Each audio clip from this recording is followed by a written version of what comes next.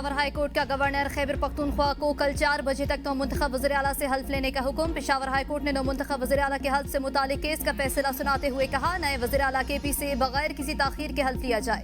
अगर गवर्नर हल्फ न ले तो उसी दिन स्पीकर हल्फ लेंगे। स्पीकर सूबाई असम्बली बाबर सलीम सवाती ने हल्फ बर्दारी के लिए chief justice Peshawar high court को खत लिखा था। केस की समाअत के दौरान समाअत चीफ जस्टिस एहसन अतीक शाह ने एडिशनल अटॉर्नी जनरल से इस्तफसार किया कि 90 नुमाइंदों के वोट से वज़ीर आला मुंतखब हुए हैं तो क्या वो कल हल्फ लेंगे।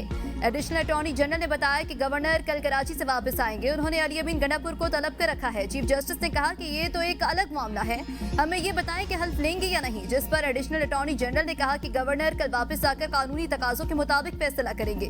गवर्नर के वकील ने कहा, यह कहना कि गवर्नर हल्फ नहीं लेंगे कबल अज वक्त है। गवर्नर वापसी के बाद कानून के मुताबिक इकदाम उठाएंगे।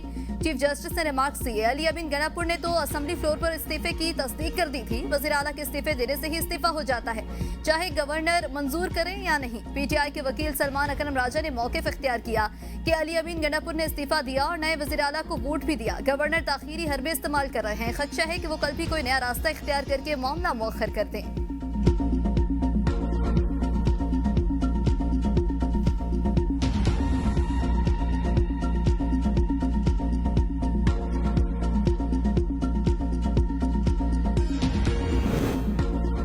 कभी हल्फ लेने से मना नहीं किया। गवर्नर खैबर पख्तूनख्वा फैसल करीम कुंडी कहते हैं, इन्होंने कभी हल्फ लेने से मना नहीं किया। आईन और कानून की पासदारी इनकी अवलीन तरजीह है और वो आज रात हर सूरत खैबर पख्तूनख्वा जाएंगे।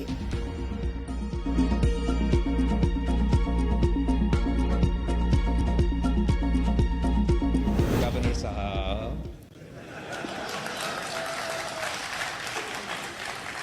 आपको मेरे ख्याल में पख्तूनख्वा पहुंचना चाहिए। मैं चीफ मिनिस्टर सिंध साहब से रिक्वेस्ट करता हूं कि आप अपना जहाज़ गवर्नर साहब को दे दें ताकि गवर्नर साहब जो है वो पख्तूनख्वा पहुंच के आइन और कानून के मुताबिक अपना जिम्मेदारी ज़रूर पूरा करेगा। वज़ीर आला सिंध गवर्नर के लिए जहाज फराहम करे ताकि वो फौरी तौर पर खैबर पख्तूनख्वा जाए। बिलावल भुट्टो का तकरीब से खिताब, कहा गवर्नर को अपने सूबे में होना चाहिए था। गवर्नर खैबर पख्तूनख्वा को आइन और कानून के मुताबिक अपनी जिम्मेदारी अदा करनी चाहिए। 18 अक्टूबर के पार्टी इजलास में अहम फैसले होंगे। पार्टी के मसाइल मीडिया के बजाय अंदरूनी फोरम पर उठाए जाएं। पूरी मुस्लिम उम्मा की नजरें इस वक्त के सीनियर सीज फायर पर जमी हुई हैं। सीज फायर टूटा तो आलमी सतह पर शदीद रद्द-ए-अमल आएगा। वज़ीर आज़म के खिताब में फ़लस्तीन के मौक़िफ़ को भरपूर अंदाज में पेश किया गया। सदर ट्रंप ने वज़ीर आज़म को दावत दी, ये पाकिस्तान के मौक़िफ़ की तायद है।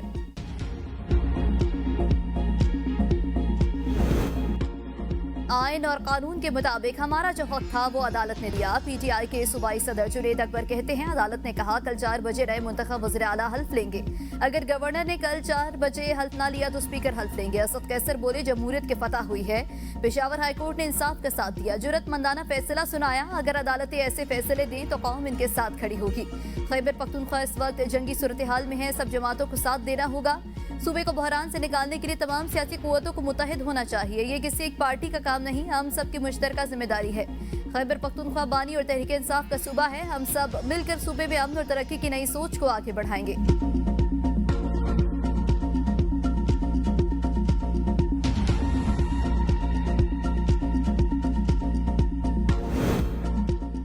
बानी PTI ने वज़ीर आला के मुंतखब होने के अमल पर खुशी का इजहार किया। बानी इस बात पर खुश हैं, तमाम MPAs ने बगैर किसी ग्रुप बंदी के वोटिंग में हिस्सा लिया।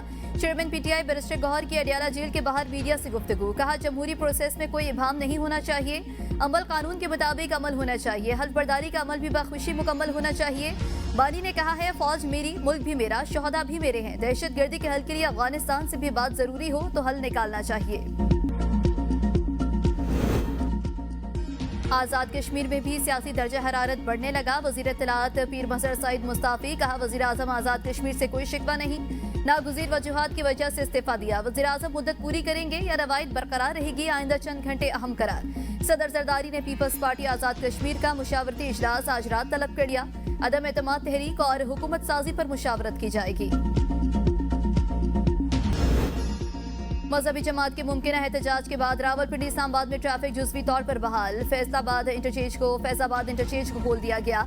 भारी मशीनरी से मरी रोड फैजाबाद से रावलपिंडी की हदूद में लगाए तमाम कंटेनर्स भी दिए गए हैं। 6 दिनों से बंद ट्रांसपोर्ट अड्डे, होटल्स, हॉस्टल्स, रेस्टोरेंट्स और दुकानें खोलने की इजाजत मिल गई। मेट्रो बस सर्विस रावलपिंडी सदर से फैज अहमद फैज स्टेशन तक पहले ही खोल दी गई थी। तालीमी इदारे खुल गए। रावलपिंडी और इस्लामाबाद में मोबाइल फोन और डेटा सर्विसेज भी बहाल।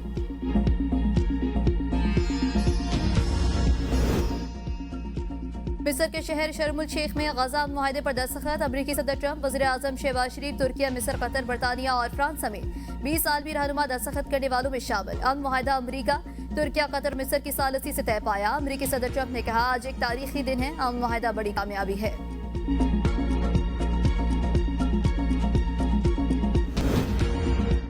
वज़ीर आज़म दौरे मिस्र के बाद वतन वापस पहुंच गए। कहते हैं पाकिस्तान की सबसे अहम तरजीह गजा पर मुसल्लत की गई। नस्लकुशी की मुहिम को फौरी तौर पर रोकना था। हम अमन के लिए सदर ट्रंप के मुनफरिद किरदार की तारीफ का इजहार करते रहेंगे। फलस्तीनी अवाम की आज़ादी, वक़ार और खुशहाली पाकिस्तान के लिए बुनियादी अहमियत की हामिल है। इंशाअल्लाह 1967 से पहले की सरहदों के साथ और अल-कुद्स शरीफ के बतौर इसके दारुल खिलाफा एक मजबूत और काबिल अमल फलस्तीनी रियासत का क़याम पाकिस्तान के मशरिक़ वुस्ता की पॉलिसी की बुनियाद है और रहेगी। मानी पीटीआई बुशरा बीबी के खिलाफ तोशाखाना 2 केस की समाअत कल तक मुलतवी। प्रोसिक्यूशन ने हतमी दलाइल मुकम्मल कर लिए। वकला सफाई अदालत पेश न हुए। कल हतमी दलाइल देने की हिदायत। समाअत के दौरान मानी पीटीआई बुशरा बीबी को जेल से अदालत पेश किया गया। Barrister Saif, senator Mishal Yousafzai, barrister Gohar कमरा अदालत में मौजूद थे। पीटीआई का कामा कमेटियों से इस्तीफों पर सेनेटर सैफुल्लाह अब्रो खुलकर सामने आ गए। सैफुल्लाह अब्रो का कहना है, कहा इस्तीफा देकर बानी चेयरमैन के बड़े मुखालिफिन अलीम खान और रौन चौधरी को खुला रास्ता नहीं दे सकता। जिसको मेरे साथ इख्तिलाफ है वो बानी चेयरमैन से राब्ता करे। शोकास मिलने पर जवाब बानी तक जवाब पहुंचाऊंगा। चेयरमैन, सेनेट और स्पीकर कौमी असम्बली की जानिब से किसी का इस्तीफा मंजूर नहीं किया गया।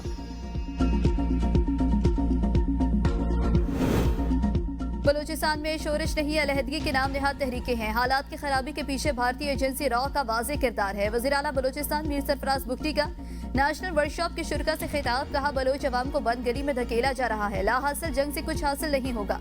मुल्क दुश्मन अनासिर का मकसद पाकिस्तान को नुकसान पहुंचाना और तकसीम करना है। नाराज बलोच की इस्तिलाह दहशतगर्दी को जवाब फराहम करने के लिए मुतारिफ कराई गई। जो शख्स बंदूक के जोर पर तशद्दुद करे वो नाराज नहीं, दहशतगर्द है। बलूचिस्तान में पहला फरारी कैंप 21 जून 2002 को कायम किया गया, जिससे दहशतगर्दी को फरोग मिला। सियासत से ज्यादा अहम रियासत पाकिस्तान है। दहशतगर्दी से निपटने के लिए सीटीडी के लिए 10 करोड़ रुपए मुख्तस।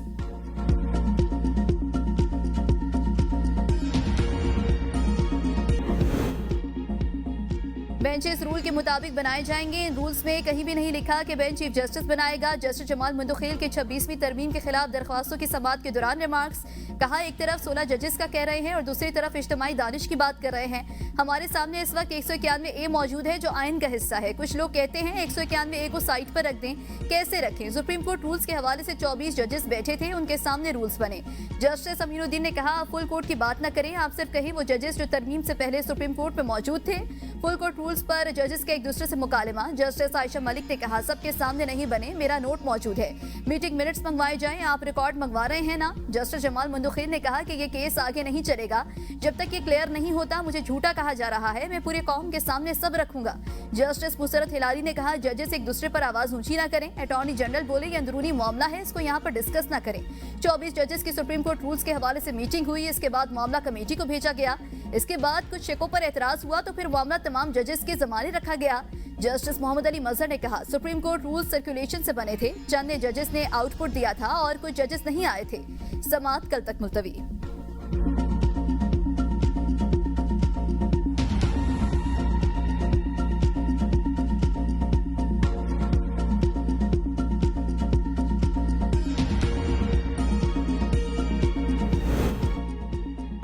हक में फैसला दें तो खुश, खिलाफ दें तो नाराज हो जाते हैं। जस्टिस जमाल खान मुंदखेल के सुपर टैक्स केस में रिमार्क्स। वकील फरोग नसीम ने कहा, बशर है फैसला हक में आए तो हम खुश हो जाते हैं, खिलाफ आए तो बुरा कहते हैं।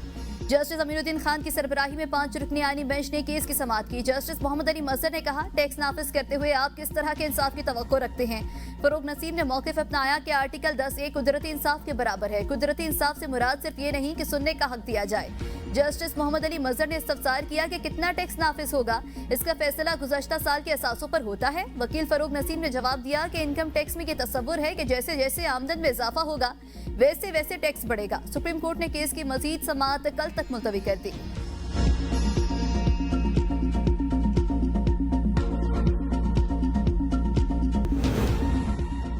सरकारी खरीदारों और ठेकों में करप्शन की रोकथाम के लिए IMF की शराइत ई प्रोक्योरमेंट सिस्टम पर अमल दरामद में पंजाब बाजी ले गया। पंजाब में ई पैड पर सबसे ज्यादा काम किया गया। जराये के मुताबिक 90% महकमों में ई पैड सिस्टम नाफिज। वफाकी हुकूमत के 60% इदारे ई पैड इस्तेमाल कर रहे हैं। सिंध 25%, खैबर पख्तूनख्वा में 15 से 16 महकमों में ई पैड का इस्तेमाल शुरू हुआ। बलूचिस्तान में ई पैड का इस्तेमाल नहीं हो रहा। माफिया को लगाम देने के लिए ई पैड का इस्तेमाल शुरू किया गया। पंजाब के तमाम टोल प्लाजों पर पर्ची खत्म, मुकम्मल डिजिटलाइजेशन करने का फैसला कर लिया गया। 38 इलेक्ट्रॉनिक टोल प्लाजों पर 1 ऐप 1 सिस्टम राइज होगा। 5 बड़ी रोड्स तामीर और मुरम्मत और बहाली के लिए पब्लिक प्राइवेट इश्तराक की मंजूरी। प्राइवेट इदारे सड़कों की तामीर और मुरम्मत और बहाली के जिम्मेदार होंगे। वज़ीर आला मरियम नवाज का नई बनने वाली तमाम रोड्स पर सोलर स्ट्रीट लाइट्स लगाने का हुक्म। वज़ीर आला पंजाब की ज़ेर सदारत इजलास में ब्रीफिंग के दौरान बताया गया कि 93 किलोमीटर तवील मुल्तान बिहाड़ी रोड को पंजाब की पहली डस्ट फ्री सड़क बनाया जाएगा। मरी की तमाम रोड्स की तामीर और मुरम्मत मुकम्मल। चकवाल और साहिवाल की बेशतर सड़कों की तामीर और मुरम्मत के प्रोजेक्ट मुकम्मल हो चुके हैं।